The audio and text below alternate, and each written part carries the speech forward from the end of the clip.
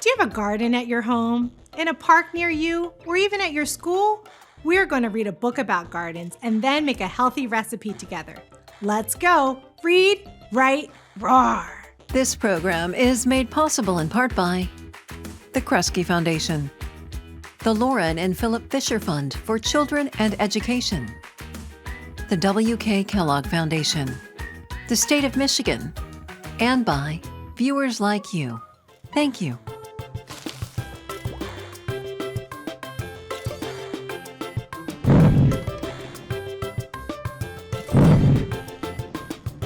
Hello, welcome to Read, Write, Roar. Today, we are going to be reading a book, Up in the Garden and Down in the Dirt, by Kate Messner, with art by Christopher Silas Neal. And we have permission to read this book by Chronicles.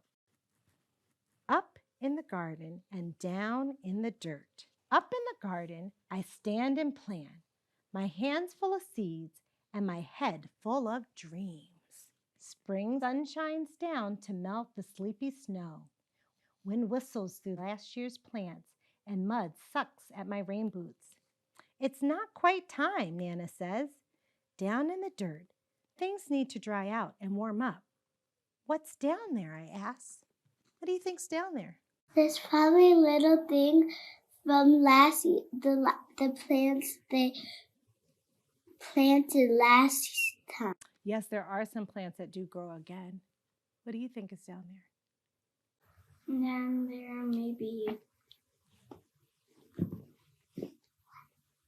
like flowers. There might be flower seeds or bulbs. Let's find out. There could be lots of things down there. Down in the dirt is a whole busy world of earthworms and insects digging and building and stirring up soil. They're already working down in the dirt.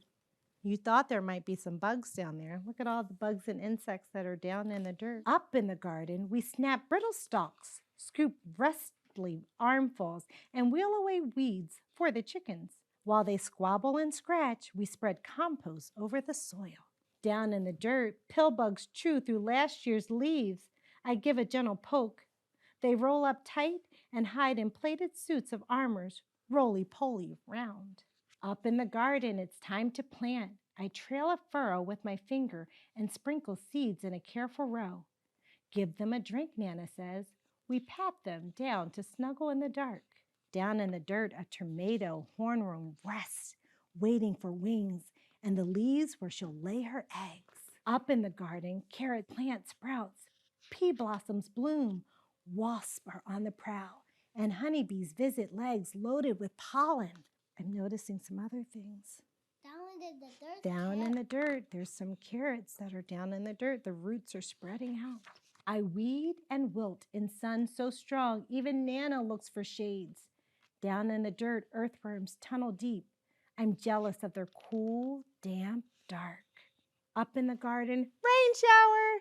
Nana turns the hose on me. Eee! I hide behind cucumber vines, but their leaves can't save me. I shiver and laugh, drenched in Nana's rain. Down in the dirt, water soaks deep.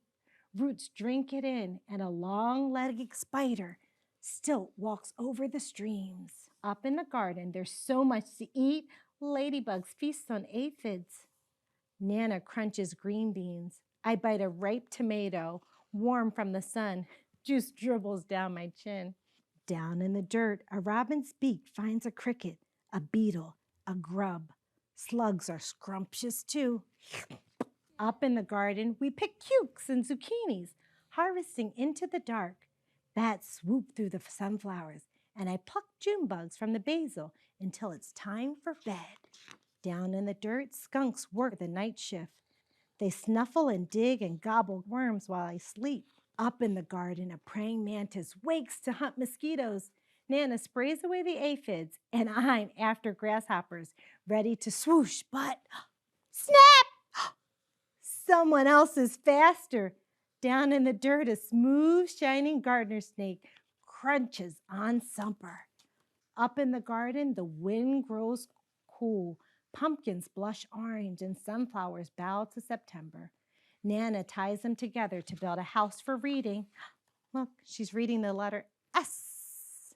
Down in the dirt, an orb weaver spins her web, strand by silken strand. She'll munch on moths tonight. Up in the garden, colored leaves litter the squash vines, and we know the cold is coming.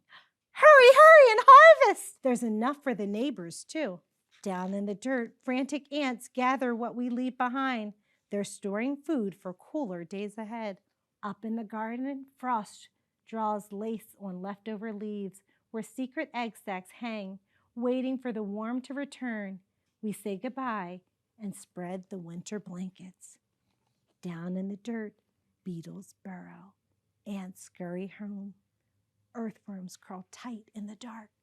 When Grandpa calls us for soup, an autumn moon is rising.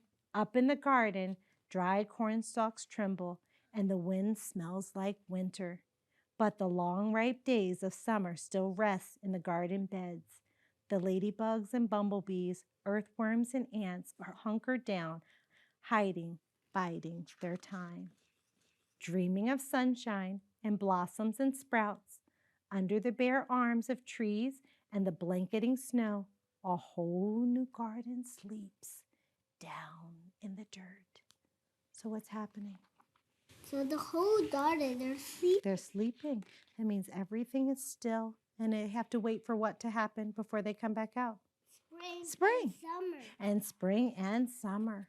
So in this book, we learned a lot about gardens. Tell me something you remember. What do you remember? They had to grow new stuff in the garden. They did have to grow new things in the garden. Do you remember something they grew? They grew a tomato. They grew a tomato, because I remember it was juicy and it dribbled down her chin. What do you remember? I know they was growing green beans and also wait for the winter to stop and also waiting for spring to come and also want to be warm and toasty and dreaming about plants. That's right. And that's all. When they burrowed underneath. And then you remembered something, Tovia. What did you remember? They all had a harvest of food to for the winter. Yeah, they harvested their food and they were going to share it with the neighbors. Thank you all for listening. Who here likes to eat? Who here likes to make the things that they eat? Well, today we are going to be using vegetables that could be grown in a garden to make vegetable pizza face. And to do that, we're going to follow a recipe. And in a recipe, there are a list of ingredients, which is the food that you might use to create your vegetable pizza face. So let's read what ingredients we'll have. A tortilla, cream cheese, black olives, carrot sticks, cherry tomatoes, broccoli, and celery sticks. Step 1, lay your tortilla flat. Step 2, take a spoon and get cream cheese from the container. Step 3, put the cream cheese onto your tortilla. Step 4, with the bottom of your spoon, spread the cream cheese out on your tortilla. Now it says step 5, choose your vegetables and make a face. It can be as real looking or as silly as you want. Remember, the ingredients are the vegetables that you have in your bowl. You can use it to now create a face. And it could be any way you want. See, the my mouth would be open. Oh, your mouth is going to be open. You're using celery as the mouth of your face. You were creative. You came up with your own design. You want to see what the 4th ingredient is? The tomato for that. You think it's the tomatoes? Let's see. After carrot sticks, you're right. It says cherry tomatoes. What might you use your cherry tomatoes for, Joshua? Cheeks. What did you notice that they use their broccoli for? The nose? The nose. But you might think to use your nose or your broccoli as something different. All right. And the final ingredient, I think this is the one you use first, but it says celery sticks. Celery stick. Could use mine for my eyebrows. For your eyebrows. All right, tell me about what you created. My it is coming with eating. Oh, that's why his mouth is open, because he's eating. And if he had to eat one of these vegetables as his favorite, what do you think he might eat? His favorite is these ones. The shredded carrots. That's one of my favorites. I actually like shredded carrots on my sandwiches. All right, tell me about what you created. I use the celery stick for eyebrows, and I use the carrots for hair. And then I use another celery stick for the mouth. And then I use the broccoli for the nose, and the tomatoes for the cheeks. And the tomatoes for the cheeks. You all have lots of facial features for your vegetable face. And what's your favorite vegetable? Broccoli. Tell me about yours. So the celery stick is in two parts, which is the ears and the mouth. And the olives are for dimples, and the eyes are tomatoes. And the broccoli is for the nose, and the carrots and cheese are for the hair. These look delicious. Let's dig in. When reading, ask your child different types of questions. Start with questions that can be found right in the book. Then move on to questions that ask the child to summarize or talk about the main points of what they learned. A summary question is a bit of a harder question for children since they have to put together all of the information from the book in order to answer it. Asking both types of questions keeps the conversation going. Kids love exploring literacy in the kitchen. Practice reading and following a recipe together. Use pretty simple ingredients, which you may already have on hand at home. Recipes don't have to be fancy. You can even follow one off the back of a box. Swipe your finger under the words of a recipe while you are reading it to your child.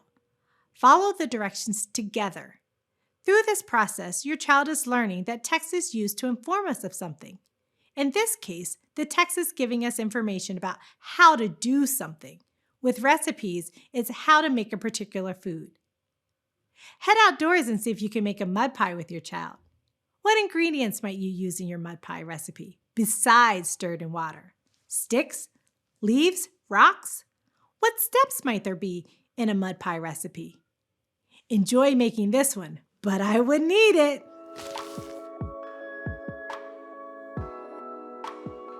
See you next time on Read, Write, Roar! This program is made possible in part by the Kresge Foundation, the Lauren and Philip Fisher Fund for Children and Education, the W.K. Kellogg Foundation, the State of Michigan, and by viewers like you. Thank you.